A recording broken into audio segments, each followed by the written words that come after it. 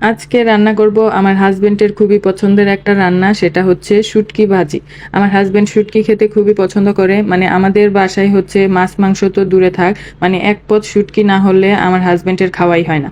তো এখানে হচ্ছে আমি পেঁয়াজ রসুন কাঁচামরিচ লবণ দিয়ে একটু ভেজে এখন 2 টুকরো মাছ এভাবেই রেখে সিদ্ধ করে নিব।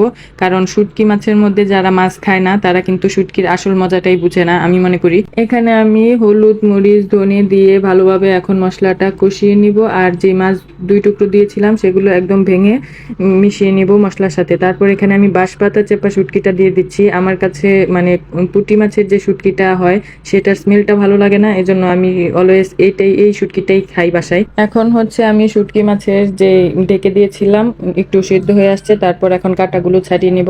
আর এই তো আমার রান্নাটা একদম হয়ে গেছে, তারপর আর একটু রান্না করে উঠিয়ে নিলেই হয়ে যাবে। আমি এখন ঢেকে রেখে দিচ্ছি। এই সিম্পল রান্নাটা আমার হাজবেন্ড খুব পছন্দ করে আর আমাদেরও খুব পছন্দ।